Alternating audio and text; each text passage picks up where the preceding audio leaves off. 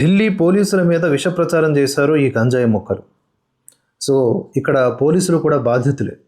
విద్యార్థులు బాధితులు, పోలీసులు బాధితులు, మధ్యలో నిరసనకారుల పేరిట రెచ్చిపోయినటువంటి నేరస్తుల మూక, ఆల్రెడీ క్రిమినల్ రికార్డ్స్ ఉన్నటువంటి మూక మాత్రమే ఇక్కడ దోషులు. వాళ్ళ ఎఫెక్ట్తో ఇటు వీళ్ళు దెబ్బలు తిన్నారు, అటు పోలీసులు గాయపడ్డారు. కానీ వన్ వే జర్నలిజం ఉంటుంది కదా, వాళ్ళంతా కూడా ఈ విషయాలు చెప్పరు. ఇక్కడ మనం పోలీసులు కొన్ని చిత్రాలు చూద్దాం. చూడండి, ఇవన్నీ వారు గాయాల పాలైన చిత్రాలే. ఇవన్నీ కూడా ఇలాంటి విషయాలు ఎవరు చెప్పరన్నమాట. చెప్తే అవి నిజాలు అయిపోతాయి, నిజాలు చెబితే వాళ్ళ తలలో పేలిపోతాయి, వాళ్ళకి అది శాపం. అయితే ఢిల్లీ పోలీస్ మహాసంఘ విలేకరుల సమావేశంలో మాజీ ఏసీపీ కేపీ కుక్రేటి చేసినటువంటి వ్యాఖ్యల్ని యథాతథంగా మీకు ఇప్పుడు నేను చెప్తున్నాను. పార్లమెంట్లో బాధ్యతాయుతమైన నాయకులు ఉన్నారు. వారెప్పుడు కూడా పోలీసు అధికారులుగా పనిచేయలేదు, ఎటువంటి పోలీసు శిక్షణ పొందలేదు, మరియు వారు చట్ట నిపుణులు కూడా కాదు.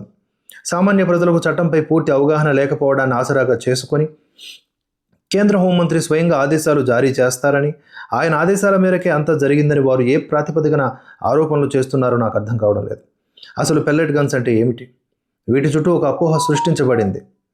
పెల్లెట్ గన్స్ అంటే ఏమిటో సామాన్య ప్రజలకు తెలియదు. కేంద్ర హోంమంత్రి దీనికి నేరుగా బాధ్యులని ప్రజల్లోకి చాలా తప్పుదోవ పట్టించే సమాచారం వెళ్ళింది. ఇది పూర్తిగా తప్పు. విద్యార్థుల విషయానికి వస్తే మాకు కూడా పిల్లలు ఉన్నారని నేను స్పష్టం చేయాలనుకుంటున్నాను. మనది సంపూర్ణ ప్రజాస్వామ్య వ్యవస్థ. వారికి రాజ్యాంగపరమైన ప్రాథమిక హక్కులు ఉన్నాయి. నిరసనలు జరుగుతుంటాయి, జరగకూడదని ఎందుకంటారు?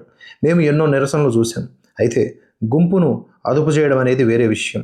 గుంపును అదుపు చేయడం సులభమే, కానీ ఒక గుంపు హింసాత్మకంగా మారి ఉద్రిక్తతతో చట్టవిరుద్ధమైన సమూహంగా మారినప్పుడు అందులోని ప్రతి ఒక్కరూ కూడా బాధ్యులవుతారు.